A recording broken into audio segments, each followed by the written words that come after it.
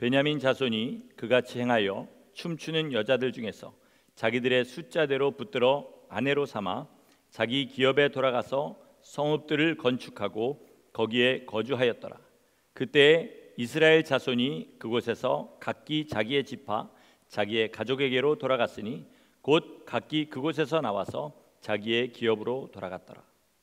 그때 이스라엘에 왕이 없으므로 사람이 각기 자기의 소견에 오른 대로 행하였더라. 아멘. 오늘 설교 제목이 뭐지요? 변명하지 말고 자랑하지 말자. 우리 같이 한번 다시 따라해 보겠습니다. 변명하지 말고 자랑하지 말자. 여러분, 국어 사전적인 의미로 변명은 뭐냐면 어떤 잘못에 대해서 구실을 대고 그 까닭을 설명하는 행위, 이게 변명입니다. 자랑이란 것은 뭐냐면 자기 자신 또는 어떤 자기의 관계에 있는 사람이나 물건이나 단체나 이런 일 따위가 썩 훌륭해서 사람들의 칭찬을 받을 만하다 생각해서 말하는 행위, 이것을 자랑이다, 그렇게 얘기합니다. 변명과 자랑에는 공통점이 있는데 그건 뭐냐면 자기가 생각하기에 이거는 변명할 만하다, 이것은 자랑할 만하다, 그렇게 판단하고 얘기한다는 겁니다. 그것이 많은 사람의 공감을 살 수도 있겠지만 어쨌든 자기의 생각이 그렇지 않으면 변명도 안 하고 자랑도 안 하게 된다는 거죠. 문제는 어디에 있냐면 내가 생각하는 것이 과연 맞느냐는 것입니다. 내가 느끼는 것이 과연 남들도 그렇게 느끼고 무엇보다 하나님께서 그렇게 느끼실 것이냐, 이것이죠. 제가 아내랑 데이트하던 시절에 같은 교회를 다녔습니다. 그런데 제가 성가대 지휘자라서 교회 갈 때마다 이제 양복을 입고 가는데 양복이 한 두세 벌 있었던 것 같습니다. 그 중에 하나는 위아래 한 벌이 아니라 콤비로 제가 따로따로 구입을 한 건데 제 나름대로는 색깔도 맞추고요. 이 정도면 사람들이 옷 못 입는다고 그렇게 뭐라고는 안 하겠지. 그러고 이제 열심히 입고 다녔습니다. 근데 어느 날 제 친구가 그 교회 끝나고 저녁에 만났는데 저한테 그러네. 야, 나는 네가 왜 이 옷을 입고 다니는지 이해를 못 하겠어. 너 찰리 채플린이 흉내내는 거냐? 이러더라고요. 채플린이 네 우상이냐? 옷 입은 게 꼭 채플린 같다는 겁니다. 그래가지고 제가 거기에 충격을 받아가지고 그 옷을 그때부터 안 입었습니다. 근데 나중에 결혼하고 나서 저희 아내가 저한테 뭐라 그러냐면 당신이 그 옷 입고 올 때마다 민망해서 옆에 가기도 싫었다.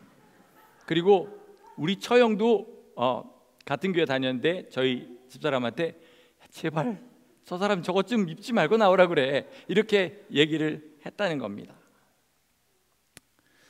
옷이야 뭐 그럴 수도 있습니다. 뭐 자기 멋대로 그냥 사는 거니까요. 그러나 영적인 것만큼은 이렇게 돼서는 안 된다는 겁니다. 제가 성도님들이랑 얘기하면서 잘 듣는 말들이 이런 겁니다. 예배가 정말 좋았습니다. 기도가 정말 좋았습니다. 찬양이 정말 좋았습니다. 아니면 반대로 예배가 좀 이상했습니다. 뭐 찬양이 이상했습니다.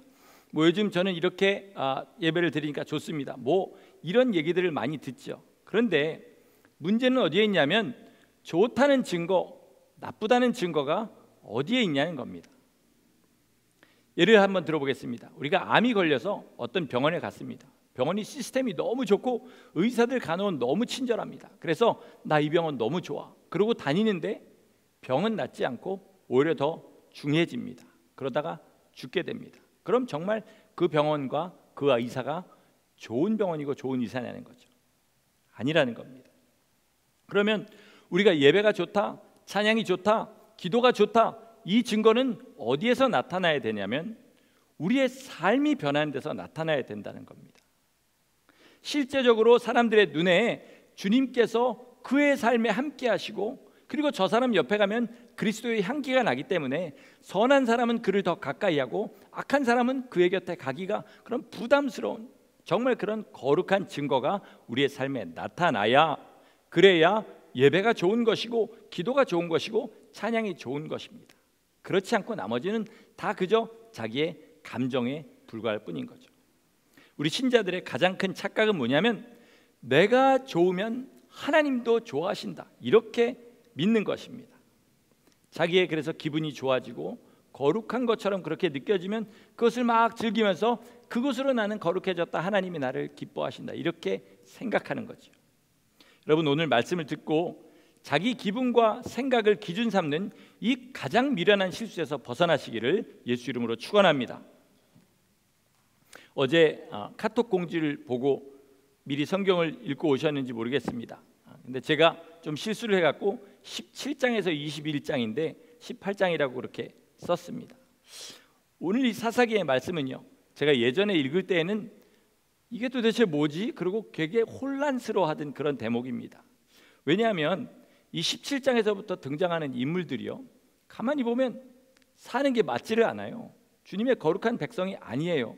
그런데 거기에서 주님의 이름을 말하고 꼭 주님이 함께 하시는 것 같은 그런 느낌을 받아서 이게 뭐지? 이게 뭐지? 하다가 맨 마지막 25절 말씀을 보고 이게 무슨 뜻인지를 알게 된 거죠.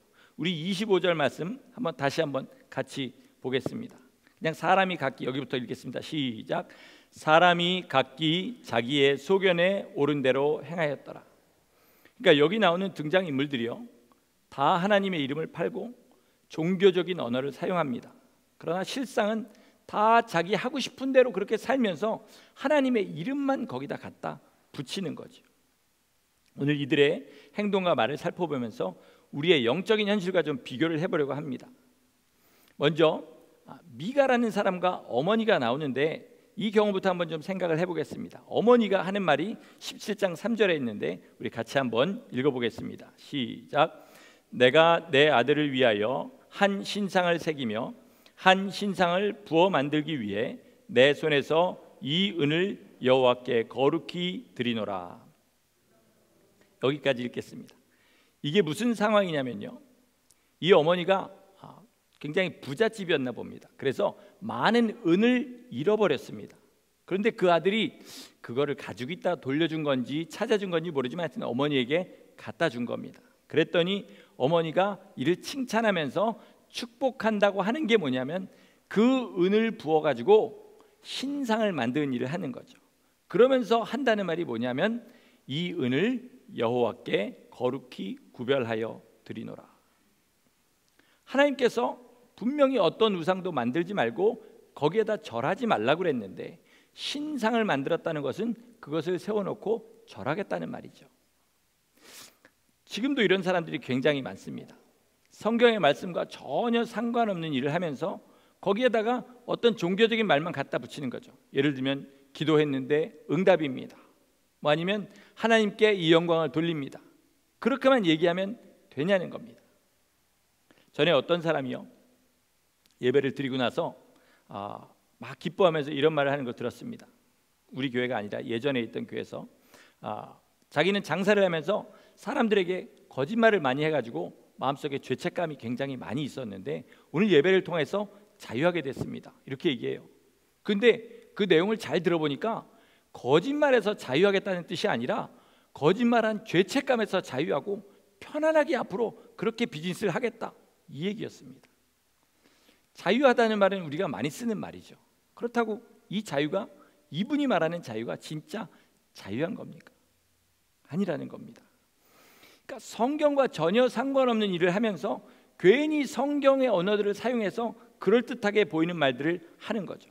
근데 그 근원을 잘 파고들어보면 뭐가 있냐면 그 안에 변명이 있고 자랑이 있고 그리고 믿음의 허세가 있습니다. 하나님 앞에 그냥 그대로 나가기 원하는 사람은요, 허세 부리지 않습니다.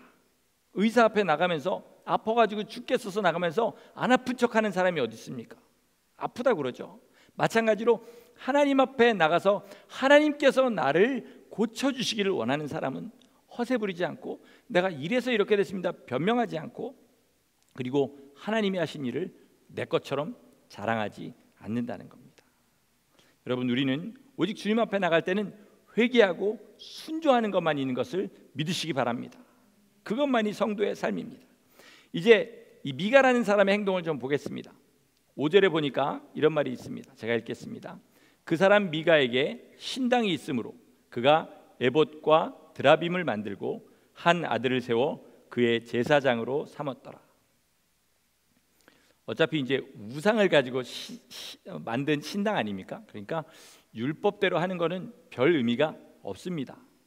그러나 율법대로 하자면 제사장은 누가 하는 거죠? 어느 지파 사람이 제사장 할 수 있습니까? 레위 지파 사람이 제사장 할 수 있습니다. 그것도 아무나 다 하는 것이 아니라 그 중에서 특별히 구별된 몇 가문만 할 수 있습니다.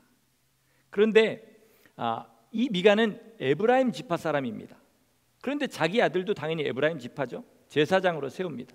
그럼 이 사람이 그거를 몰라서 그랬느냐? 13절을 보면 그렇지 않다는 것을 알게 됩니다. 제가 읽겠습니다. 이에 미가가 이르되 레위인이 내 제사장이 되었으니 이제 여호와께서 내게 복 주실 줄을 아노라 하니라. 어떤 레위인 하나가 우연히 이 동네로 흘러 들어온 겁니다. 그래서 그걸 알고 이 미가가 제사장으로 삼았어요. 그러고 나서 하는 말이 이거죠. 그러니까 자기 아들을 제사장으로 세우면 안 된다는 것을 알았습니까? 몰랐습니까? 알았죠. 알았습니다. 이 시대 그리스도인들도요, 다 자기가 무엇을 해야 하고 무엇을 하지 말아야 하는지 다 알고 있습니다. 그리스도인은 정직해야 되고 주님의 날 주님께 속한 것들을 거룩하게 여겨야 되고 돈을 사랑하지 말아야 되고 어려운 사람들을 보고 지나치지 말아야 되고 그 외에 많은 것들, 주님의 계명들이 내 삶에 분명히 적용된다는 사실을 다 알고 있습니다.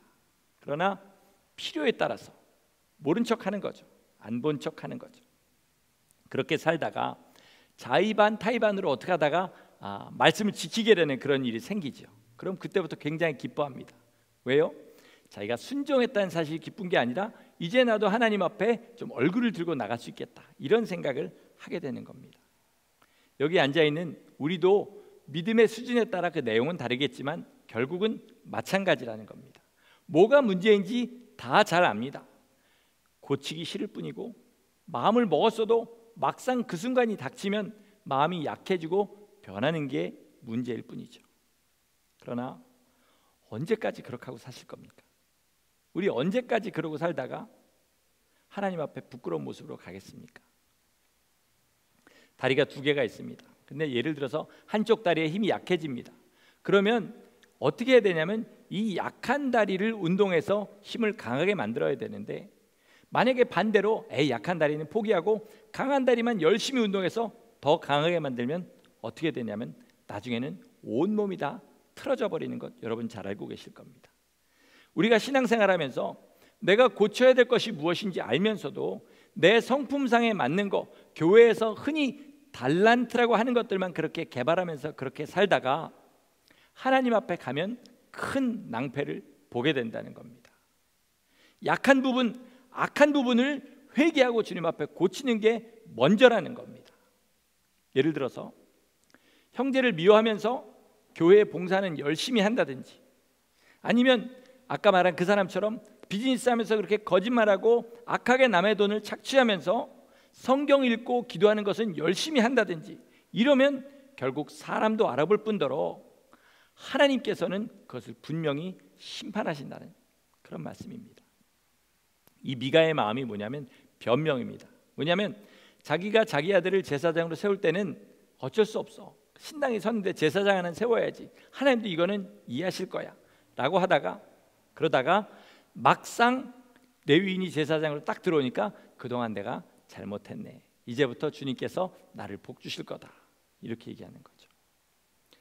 우리는 그냥 잘못은 잘못, 죄는 죄라고 인정하는 성도들 되시기를 축원합니다.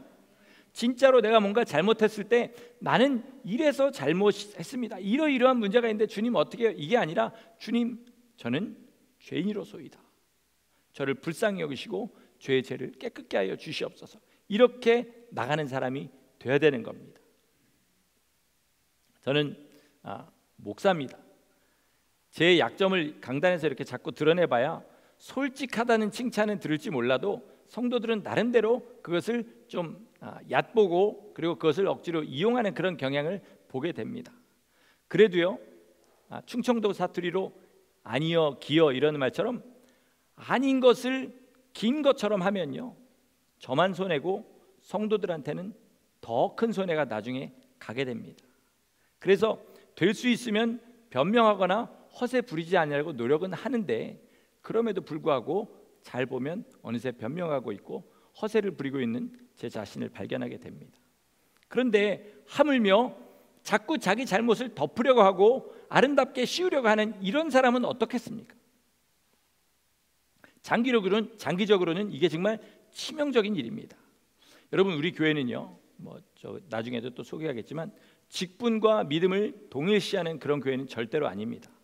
직분을 계급장처럼 생각하는 교회도 아니고요. 체면 차리실 필요 없고요.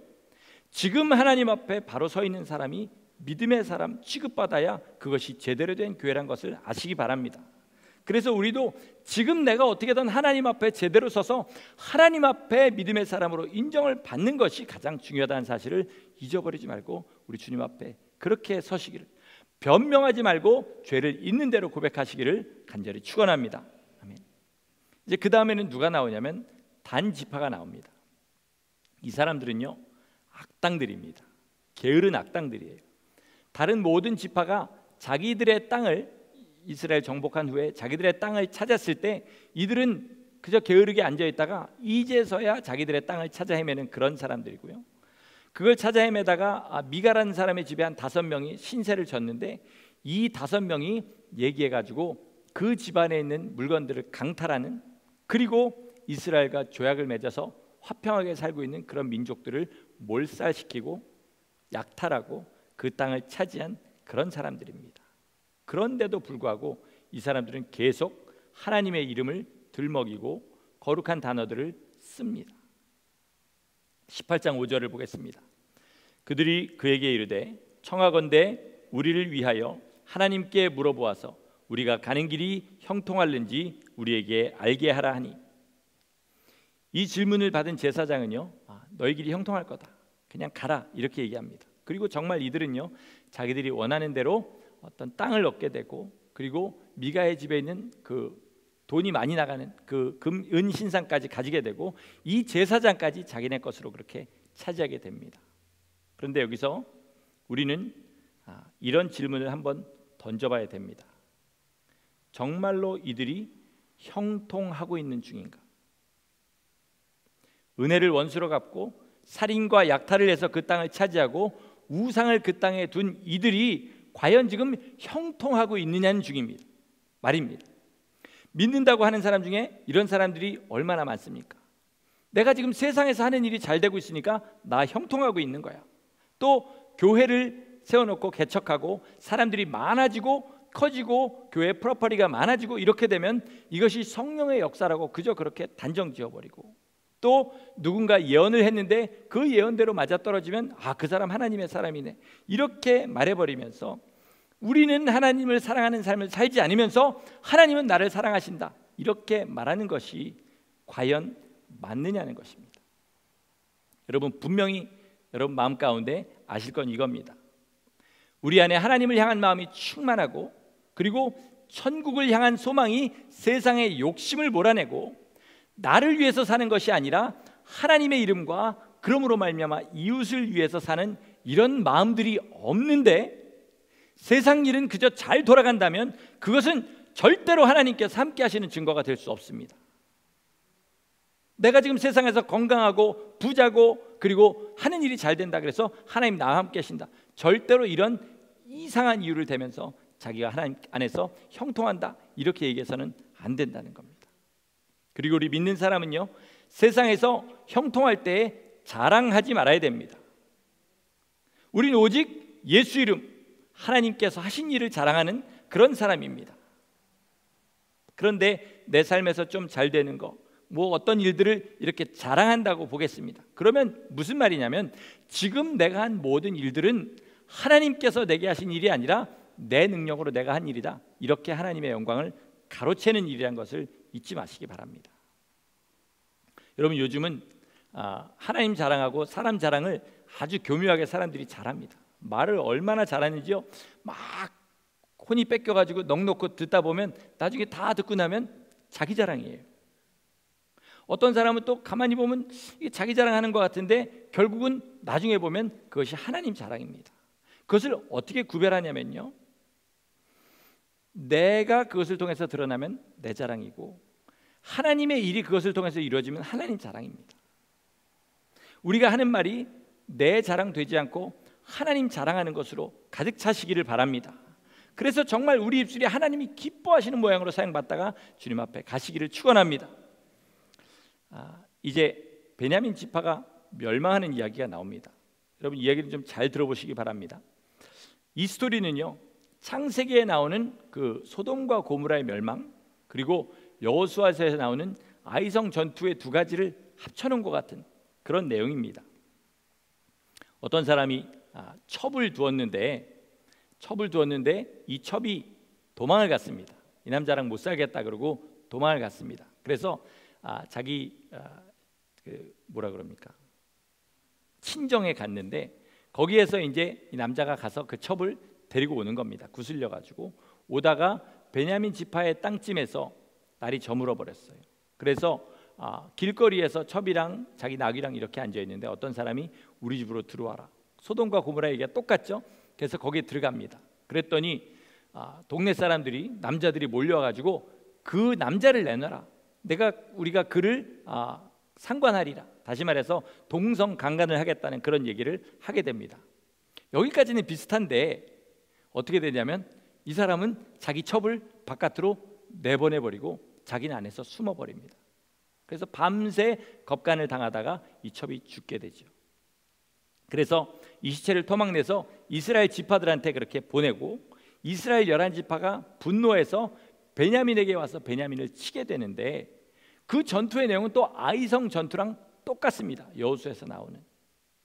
그런데 여러분 우리가 여기서 한 가지 보실 게 있습니다. 이 롯에게 찾아왔던 천사와 비슷한 양상을 보인다고 해서 이 사람이 하나님의 사람이냐는 거죠. 자기가 위급하다고 첩을 내세우는 그런 사람이 과연 하나님의 사람이겠냐는 겁니다. 또 아무리 그 거룩한 전쟁이었던 아이성 전투와 똑같은 양상으로 흘러간다 할지라도 자기의 동족을 치는 이 전쟁이 과연 하나님께서 하시는 거룩한 전쟁이냐는 거. 아이고 죄송합니다.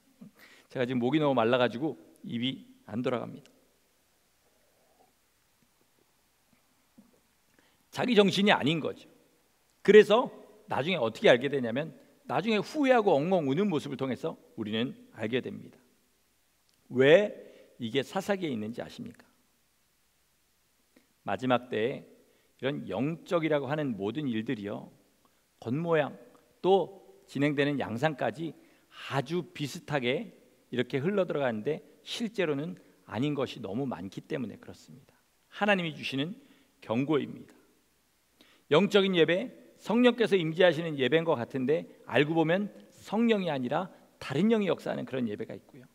또 충만하게 찬양하고 기도한 것 같은데 알고 보면 하나님께서는 들으시지도 받으시지도 못한 그런 찬양과 기도가 있다는 겁니다. 그리고 소위 영적 전쟁이라고 하는 게 하나님의 거룩한 영과 악한 영들의 싸움이 아니라 악한 영과 악한 영의 싸움에 불과한 것들이 많다는 거죠. 영들과의 싸움이라고 해서 다 영적 전쟁이냐? 아니라는 겁니다. 먼저 하나님의 사람이 되고 하나님의 영광을 위해서 싸워야 그것이 영적 전쟁이라는 겁니다. 진행되는 양상이 비슷하다고 해서 다 하나님의 일을 만드는 그런 일에서 우리는 벗어나야 된다는 거죠. 여러분 먼저 예수님의 사람이 되시기를 바랍니다. 그 다음에 그 이름만을 위해서 싸우시기를 바랍니다. 그래야 그것이 영적 전쟁이 되는 것입니다. 그것이 안 됐는데 거기다 이름만 갖다 붙인다고 하나님의 일이 된다는 것이 아니라는 거죠. 여러분 우리가 저 어렸을 때 제 이름이 성룡이지 않습니까? 그래가지고 성룡 무비를 많이 봤습니다. 그래가지고 거기서 쿵후하는 거, 제가 또 태권도 1단까지는 땄기 때문에 그 동작을 막 흉내내고 막 식권 같은 것도 하고 막 뭐 사형도수 막 이런 것도 하고 그랬는데 아이들이 야 너 되게 그럴듯하다, 너 쿵후했냐 막 이랬어요. 근데 쿵후를 했냐면 안 했거든요. 싸우면 맞습니다. 전혀 무술하고는 상관이 없죠. 그런데 우리들도 어떻게 보면 신앙의 위인들, 하나님 뜻대로 살아간 그 사람들을 보고요, 그 사람들이 하는 거 몇 개 흉내낸다고 해서 내가 굉장히 영적인 사람이 된 것처럼 착각할 때가 많습니다. 여러분 그분들은요 작은 싸움 하나 놓치지 않고 치열하게 싸운 분들입니다. 그래서 삶에서 작은 죄까지라도 다 주님 뜻대로 거룩하게 씻어내고 주님의 형상 닮아가려고 이를 악물고 주님의 뒤 따라가서 그렇게 산 사람들입니다. 우리가 그저 몇 가지 흉내낸다고 그렇게 살 수 있다는 것이 아니라는 겁니다. 그러니까 자기의 삶을 철저하게 회개하는 게 먼저입니다. 그리고 자기 삶을 작은 것에서부터 말씀대로 순종해 나갈 때에, 그럴 때 그것이 꼴보기 싫어서 악한 영들이 우리한테 덤비는 것을 예수 이름으로 같이 싸워 나가는 것이 영적 전쟁이지, 자기 이름을 위하여 살면서 그저 자기 자랑, 자기 변명, 자기 허세 이런 거 하는 사람이 나 오늘 영적 싸움 싸운다 이러는 것은 알고 보면 악한 영과 악한 영의 싸움이라는 겁니다. 마지막으로 제가 살펴보고 싶은 것이 하나 있습니다. 그것은 이들이 600명 남은 베냐민 지파들에게 신부를 구해다 주는 이런 장면입니다. 잘 보시면 아직 그들의 마음이 미쳐 돌아갈 때, 베냐민을 싹 다 죽이고 막 씩씩거리고 있을 때 무슨 맹세를 하냐면 우리의 딸들을 베냐민에게 절대로 주지 않겠다 이런 맹세를 합니다. 그런데 나중에 정신 차리고 보니까 베냐민은 남자 600명만 남았고 잘못하면 베냐민 지파가 완전히 없어지게 생겼습니다. 그래서 자기들이 맹세한 것을 지키기 위해서 뭘 하냐면 처녀들을 보쌈해가지고 여기다 갖다 준 일을 합니다. 이거를 우리나라 말로 뭐라 그러냐면 이율배반이다 이렇게 얘기합니다. 이율배반은 무슨 말이냐면 절대로 공존할 수 없는 두 가지 명제가 양립하고 있는 것을 이율배반이라고 합니다. 그러니까 이들이 하는 일은 뭐냐면 하나님의 법을 지키려고 하나님의 법을 어기는 겁니다. 바울이 말한 대로 선을 이루려고 악을 행하는 겁니다. 하나님의 일을 하겠다고 과부의 가산을 약탈하는 바리새인 같은 일을 하는 겁니다. 여러분, 이 예배만 예배가 아니고요, 여러분 삶에서 하나님 뜻대로 순종하며 드리는 모든 것이 다 예배인 줄 아시기 바랍니다. 그 삶이 없이 예배에 나와서 막 거룩하게 찬양하고 울고 불고 하는 것은 이것과 다를 것이 없다는 거죠. 하나님께서는 신명기에서 이렇게 얘기하십니다. 창기와 개 같은 자의 소득은 성전고에 드리지 말지니라 이렇게 얘기합니다. 개 같은 자라는 건 우리 한국에서 쓰는 그런 욕이 아니고요, 이건 뭐라냐면 이방 신전에서 몸을 파는 남창들을 말하는 겁니다. 하나님이 이스라엘이 음란해질까 봐 모든 그런 음란한 것들을 차단하셨는데 몸을 팔면서 그 몸판 돈으로 하나님 앞에 섬기겠다고 가져나온 것은 이율배반이라고 이렇게 얘기하시는 겁니다. 근데 지금 이것은요 우리 삶에서도 똑같이 일어납니다. 제가 예전에도 몇 번 말씀드렸지만 저 아는 어떤 분은 이렇게 얘기합니다. 나는 집사라서 술은 마시지만 담배는 안 펴. 그렇죠? 그럼 다른 집사는 담배는 피지만 술은 안 마셔 이렇게 얘기하면 되지 않겠습니까? 이게 이율배반인 겁니다. 그런데 우리 삶에서요 우리는 안 그럽니까? 내 성품에 맞고 내 환경에 맞는 말씀들은 지키고요, 그렇지 못한 것들은 안 지킵니다. 이게 바로 하나님을 헛되이 섬기는 그런 것이라는 거죠. 어디에 근거가 있냐면 내 생각에 근거가 있습니다. 내가 보기에 이건 꼭 지켜야 돼, 내가 보기에 이건 안 지켜도 돼. 그러다가 아까 미가처럼 나중에 그것을 지킬 상황이 오면 그래 이건 사실은 지켰어야 되는 거였어, 나 회개합니다 그러고 주님 앞에 나가는 거죠. 제가 제일 답답한 게 뭐냐면요, 사람들을 대하면서 주님을 향해서 살아가지 않는 사람들, 하나님의 명령과는 전혀 상관없이 살아가는 사람들도요 다 자기 나름대로 신학이 있고 신앙이 있더라는 겁니다. 자기의 논리들이 다 있더라는 거죠. 제가 지금 하고 있는 작업 중에 한 가지가 뭐냐면 그동안 제가 배운 것들을 내려놓는 작업을 하고 있습니다. 다 내려놓는 건 아니지만요, 어떤 것들은 나중에 하나님께서 은혜 주셔서 하나님을 깊이 깨닫고 보니까 야 내가 그렇게 생각하고 그렇게 알은 것 때문에 하나님의 이 가장 중요한 부분을 몰랐구나 라는 것을 깨닫기 때문에 그렇습니다. 여러분 우리 삶에 여러분 다 각자예요. 고집에 가까운 그런 신앙들이 있습니다. 이것들 내려놓으시길 예수 이름으로 축원합니다. 그래야 주님 앞에 한 걸음 더 가까이 나갈 수 있기 때문에 그렇습니다. 말씀을 맺도록 하겠습니다. 우리가 스스로를 어떻게 생각하는지는 하나님하고는 아무 상관없습니다. 하나님이 우리를 어떻게 생각하시는지가 우리의 영원한 미래를 결정합니다. 하나님과 우리의 시각 차이를 좁히는 방법은 딱 하나밖에 없습니다. 빨리 하고 싶으면요 뭐냐면 깨닫고 순종하지 말고요 순종해서 깨달으셔야 되는 겁니다. 한국에 한신교회라는 꽤 큰 교회가 있습니다. 거기에 개척하시고 돌아가신 이중표 목사님이 계신데 이분이 암으로 몇 년 전에 돌아가셨습니다. 그런데 이게 마지막이 될지는 몰랐지만 그분의 마지막이 된 설교에서 이런 말씀을 하셔요. 뭐라 그러냐면 힘 없이 이렇게 얘기하는 거죠. 얼마 전 하나님 앞에 여러 가지를 회개하면서 갑자기 주님께서 마음에 두 버릇을 가지지 말라 이 마음을 주셔가지고 제 옷장을 정리했습니다. 그래서 그것을 이 시대에 맞게 적용해서 동복 2벌, 하복 2벌 남겨놓고 모든 옷들을 다 정리해서 가난한 자들에 나눠줬습니다. 그리고 나니 얼마나 마음이 기쁜지요. 이 얘기까지 하시고 우시는 겁니다. 일평생 목회하신 목사님이 이 말씀을 몰랐겠냐는 거죠. 그러나 그것을 순종했을 때에서야 주님 주시는 은혜가 있는 겁니다. 이래서 주님께서 이 말씀을 하셨구나. 여러분, 우리도 마찬가지지요. 삶에서 순종하지 않으면 머리로 아무리 깨달아도 하나님께서 그 안에 주신 생명은 우리 가운데 들어오지 않습니다.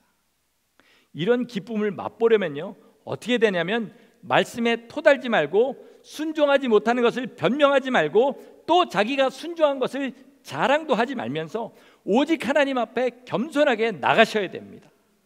이게 없으면 일평생 같은 자리만 맴맴 돌다가 그저 이 모습으로 주님 앞에 나가게 되는 거죠.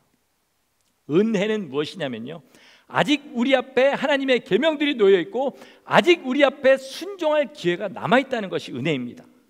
이것을 우리가 순종할 때 하나님께서 여지껏 불순종한 것들을 눈 감아 주시고 용서해 주시고 그 말씀 가운데 있는 생명들을 우리한테 허락해 주시려고 아직도 우리를 기다리고 계시다는 이 사실이 우리에게 은혜라는 것입니다. 여러분, 이제 말씀을 마치면서 마태복음 5장 37절에서 우리가 하나님 앞에 어떻게 얘기해야 되는지를 우리 함께 나누고 같이 읽고 말씀을 마치도록 하겠습니다. 마태복음 5장 37절입니다. 우리 다 같이 또박또박 읽도록 하겠습니다. 오직 너희 말은 옳다 옳다 아니라 아니라 하라. 이에서 지나는 것은 악으로부터 나느니라. 아멘. 기도하시겠습니다.